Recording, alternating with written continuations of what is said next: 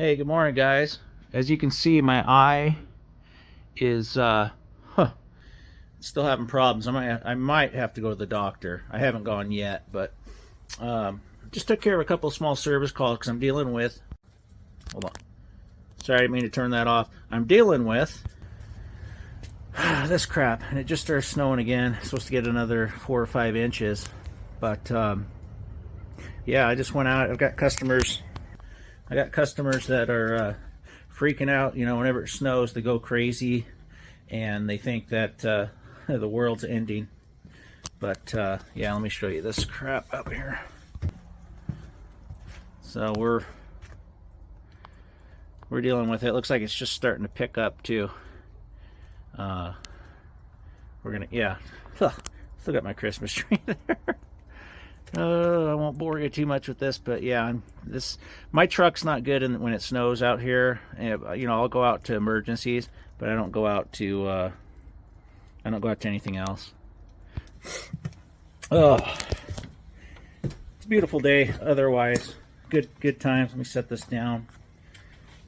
Oh, so what I wanted to do is I wanted to show you guys my markup sheet that I use, since things are they're not slow. I'm busy. I actually sold another heat pump today. Things are good. Things are going well. I just haven't been videoing much. I mean, daughter wasn't in school today, so I've been kind of dealing with her today. Right now she went downstairs. My wife works from home, so she's just down there messing with her. But I wanted to show you guys my markup sheet that I use for pretty much everything that I do, whether it be equipment, service calls, you know, small service parts, etc. So give me a second, I'll get that lined up for you. This is the one I use. I actually had to re-steal it again from an HVAC forum, but I'll hold it here for a bit so you can take a snapshot of that. If you're just starting out and you want a good parts multiplier system, which is what that's called, use this. You see I got real steady hands of an old HVAC guy wobbling all over the place. But yeah, that's what I like to use. You know, each of those multipliers, that's times. So if you got something, you know, 0 to 49 cents times 6, on down, times 0.75, all the way to 1.66 for larger stuff. And that works pretty well for me. It's a pretty good system. So there you have it. So one of the calls I went to today,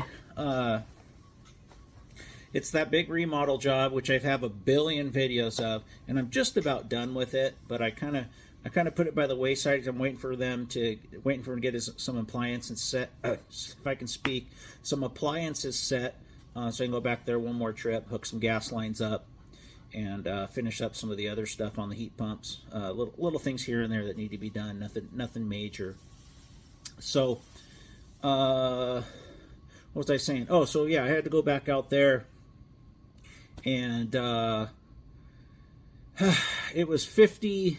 It was 55 degrees in one of the zones. The other zone was like 60. So I go to the one zone with the one system.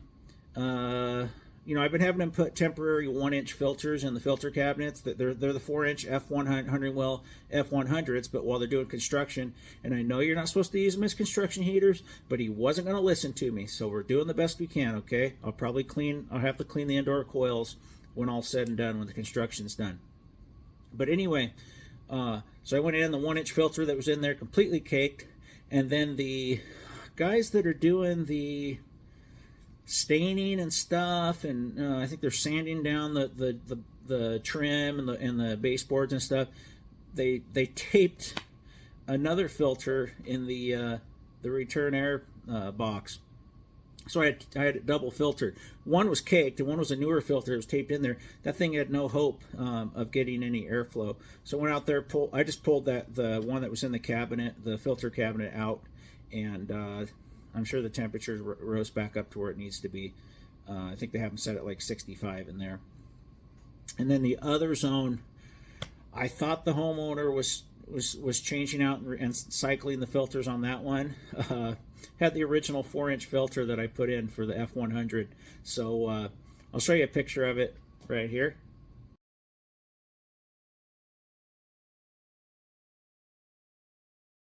And so yeah, you can see that filter is really filthy. So I pulled it out and just put one of the 1-inch filters in there, 20 by 20 by 1, and he's off to the races.